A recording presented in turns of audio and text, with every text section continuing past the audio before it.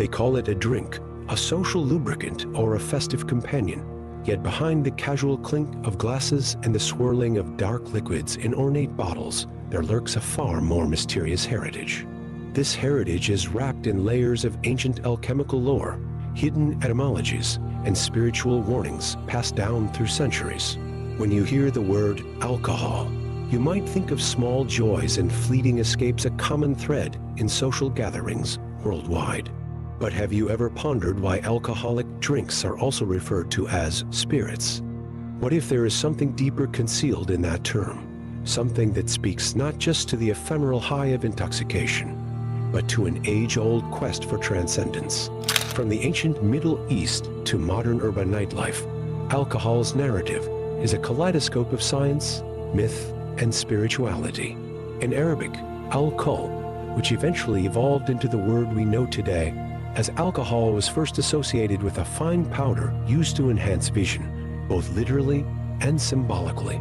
Over the years, the same root word came to signify the essence extracted by the alchemical process of distillation. And in that subtle shift from cosmetic powder to a volatile, distilled spirit, an entire world of symbolism was born. On one hand, alcohol can be seen as an alchemical marvel, a physical embodiment of transformation that echoes the soul's yearning for purification and elevation. On the other hand, it has become a potent reminder of how easily such transformation can be corrupted or misdirected. Within many spiritual traditions, the promise of immediate escape or superficial awakening stands in stark contrast to true inner work. Here lies the paradox. A substance revered in ancient times as a link to the divine has simultaneously become a stumbling block, one that can cloud the mind, unravel the energy body, and lure us away from genuine spiritual clarity. We will dive into the intertwined narratives of history, mysticism, and science to explore how the simple act of raising a glass may carry hidden reverberations. Far from mere moralizing, this journey is about unearthing the profound secrets that alcohol, or al-kuhul, has held throughout ages and discovering how they continue to shape our energetic and spiritual landscape today. The word alcohol traces its linguistic ancestry to Arabic al-kuhul, originally referring to an ultrafine powder prized not merely for cosmetic beauty, but for its symbolic capacity to enhance vision. In the medieval Islamic world, this notion of refined essence dovetailed perfectly with alchemical pursuits. Alchemists were fixated on separating the pure from the impure, drawing forth the elusive spirit hidden in base matter. Through furnaces and glass vessels, early experimenters discovered that by heating certain substances, vapors could be captured and condensed into a new form, potent, volatile, seemingly alive. This was the birth of distilled liquor and an ongoing fascination with harnessing the soul of a substance. Yet the deeper one digs into ancient alchemy, the more it becomes apparent that the physical results were never the ultimate goal. Early alchemists, whether operating in Persia, Egypt, or Europe, sought spiritual refinement mirrored by their physical processes. Distillation became a symbolic representation of purifying the soul, extracting its divine core from mundane existence. Consequently, al-kuhul was revered as a metaphor for that intangible, almost divine essence. Initially, it wasn't even about drinking. In fact, the earliest forms were used for medicinal, ritualistic, or cosmetic purposes. Only later did the notion of ingesting these distilled spirits evolve from a limited practice into widespread consumption. In many cultures, including Sumerian and Egyptian, fermentation was considered a gift from the gods, bridging the human and the divine. Beer and wine were offered in sacred rites, and the process of fermentation itself was sometimes mythologized as a sacred dance of microorganisms. We see this in Greek worship of Dionysus, the god of wine and ecstatic frenzy. Wine was not just a beverage, but a sacred symbol of transformation. The Bacchanalian mysteries underscored this duality. On one side, liberation through transcendence. On the other, the potential for chaos and mental dissolution. Over centuries, as trade routes expanded, alcohol became synonymous with commercial enterprise and social cohesion. Yet the spiritual caution never wholly vanished. Scholars and mystics in the Islamic Golden Age, despite the religious prohibition on consumption, pursued the science of distillation. They perfected processes that would later shape global industries of rum, whiskey, brandy, and more. Ironically, while consumption was disallowed for many in these regions, the technology that fueled the rest of the world's drinking culture emerged from their scholarly breakthroughs. What might be the spiritual underpinnings of this paradoxical role? One answer lies in the subtle energies we humans interact with, what some traditions call ki, prana, or vital force. Every living being has an energy field, an aura, that both reflects and shapes our mental, emotional, and spiritual states. Ancient wisdom teaches that how we nourish the physical body also affects this energetic field. A balanced body tends to foster a more stable aura, while disruptions, be they toxins, stress, or emotional negativity, create rifts that leave us susceptible to harmful influences. Alcohol, as an intensely psychoactive agent, can trigger such rifts. Though it might provide short-lived relaxation, it also alters the brain's biochemistry, dampens executive functions, and can leave individuals feeling disconnected or disoriented once the temporary euphoria passes. From a spiritual standpoint, esoteric traditions often hold that these states of mental cloudiness weaken our link to the higher self. If the aura becomes porous, we are less protected and more vulnerable to negative energies. Stories of old speak of astral parasites or obsessing spirits that latch onto those whose energetic defenses are compromised, seeking to siphon vitality.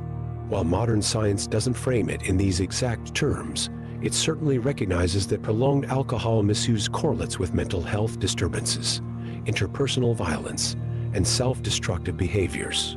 Interestingly, not all historical commentary frames alcohol strictly as a menace. In moderation, certain mystics believed it could serve as a ceremonial bridge, a physical token paralleling the sweetness of spiritual ecstasy. Monks in Christian monasteries brewed beer, both for sustenance and as part of communal life, while maintaining strict guidelines on discipline.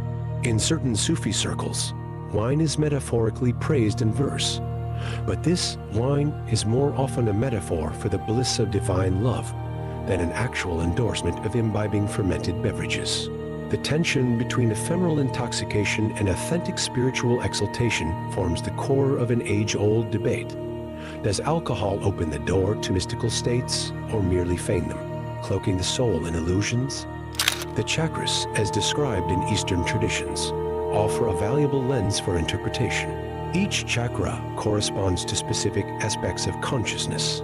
Substance-induced states can overstimulate lower chakras, those tied to immediate gratification or raw survival mechanisms, while attenuating higher centers responsible for intuition, discernment, and spiritual communion. This leads to a kind of spiritual short circuit in which fleeting sensations overshadow deeper insights.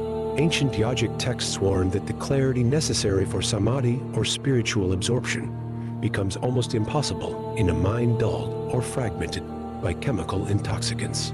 We also see parallels in Western esotericism. The concept of vibrational scale and hermeticism posits that every thought, emotion, and substance emits a certain frequency. Alcohol's frequency is said to resonate with more gross layers of being, material or instinctual, thereby potentially lowering a person's overall vibrational field. This can hamper the subtle alignment required for spiritual synergy with higher planes. Critics may call these metaphors or oversimplifications, but the resonance with present-day psychology is striking. So many recovery narratives revolve around an awakening or coming to clarity moment, a recognition that one's potential is squandered by the haze of constant intoxication. The societal dimension further complicates the matter. Celebrations, rites of passage, and daily stress relief are all entangled with communal drinking rituals. Alcohol is frequently used to ease social anxiety, to break down inhibitions, and ironically, to cultivate a sense of momentary unity. Yet that very unity can degenerate into chaos, especially when the environment normalizes overindulgence. Many spiritual teachings caution that group energies can amplify the negativity swirling in an environment where alcohol flows freely. In place of mindful connection, interactions risk devolving into primal impulses or unconscious groupthink. From a positive angle, some argue that the crucial factor is not the substance itself, but the intention, moderation, and ritual context. Indigenous communities in various parts of the world use naturally fermented beverages in ceremonial contexts, like chicha or pulque, treating them with reverence. The communal act of sharing a fermented drink in a ritual or festival can become a sacred moment that underscores community bonds. Yet these same traditions often enforce strict codes of conduct, explicitly limiting consumption, so that this sense of sacredness is preserved. As people become more aware of these energies, many explore alternatives. The rising popularity of conscious dance events or sober raves aims to replicate communal joy without the chemical crutch. These gatherings highlight music, movement, meditation, and natural states of ecstasy. Participants often report sensations of heightened clarity and connectedness, surpassing any intoxication they might otherwise feel. Similarly, the mindful drinking movement encourages sipping beverages like kombucha or herbal elixirs crafted with natural, adaptogenic plants, fostering well-being rather than dulling the senses. In this landscape, alcohol isn't demonized but recontextualized, stripped of its centuries-old illusions and placed within a sober awareness of its potential pitfalls. On an individual level, the path forward often involves a reevaluation. If we turn to alcohol for comfort, confidence, or creative spark, it may be worth asking, is there another way to cultivate these states internally without external impetus? Such reflection spawns personal growth and fosters self-awareness. In place of mechanical compliance with social norms, we wage action against personal spiritual values and long-term well-being. This conscious approach doesn't mandate absolute abstinence for every person. Rather, it encourages each seeker to discern whether each sip is an authentic choice or an unconscious habit. We circle back to the spiritual paradox of al-kuhul, that intangible body-eating spirit which has shaped civilizations and continues to influence daily life. Once an emblem of refinement and transcendence in ancient alchemy, it now symbolizes the push and pull between ephemeral illusions and genuine awakening. Few substances hold such a potent capacity to serve as a mirror for humanity's ongoing dance with contradiction. We chase sublimity in a liquid swirl, only to be confronted by the harsh aftermath. Yet the potency for real transformation remains, to see what we truly crave beneath the act of imbibing, and to ascertain whether the thirst might be slaked by more enduring and profound means. When the dust settles, the question becomes, are we truly after a drink, or do we actually yearn for a spark of transcendent insight, a fleeting glimpse of liberation from life's constraints? By wrestling with that question, we stand at the doorway of an inner laboratory, a place where true alchemy transpires, unbound by external substances, where the essence we distill isn't a mere fluid in a bottle, but the clarity and wholeness of our own spirit. As we come to the finale of this exploration into alcohol's hidden heritage, its energetic underpinnings, and the spiritual caution woven through countless teachings, a single imperative emerges: consciousness. Alcohol, or al-kuhul, stands as a multifaceted emblem, its very name rooted in ancient traditions that spoke of refining matter into essence and discovering the intangible spirit in tangible forms. If you choose to raise a glass, let that act be a deliberate one, approached with the respect you might afford any potent elixir. Understand that your choice carries echoes of centuries past and resonates with your present state of mind, body, and soul. So often, in every sip lies an intention, sometimes celebration, sometimes numbing, sometimes habit, and sometimes a genuine quest for release. Yet behind that swirling liquid, you might also glimpse an urge that transcends the everyday, a desire for spiritual alignment that no external substance can truly fulfill. The ephemeral high can mimic glimpses of an internal paradise, a fleeting unity with something greater than mundane reality. However, genuine transcendence does not vanish when the intoxication wears off. It abides, an undying flame, fueled by one's inner devotion and mindful practice. Cultivating this mindful practice might begin with small acts, a few moments of silent introspection before you partake, a conscious breath to anchor yourself in the present. If you sense a twinge of emotional neediness, use it as a prompt to reflect on unaddressed feelings or deeper cravings for connection. With time, you may discover avenues for the connection that do not rely on short-lived chemical shifts, the camaraderie of shared laughter without intoxication, the sober thrill of dancing to vibrant music, or a conversation so deep and genuine that the entire world seems to pause. No moralistic decree could replace your own self-awareness. No rigid doctrine can dictate the best path for every individual. Nonetheless, the teachings from ancient seers, modern spiritual leaders, and scientific researchers all converge around one caution. If we let ourselves become entranced by illusions, we risk losing the precious alignment with our own essence.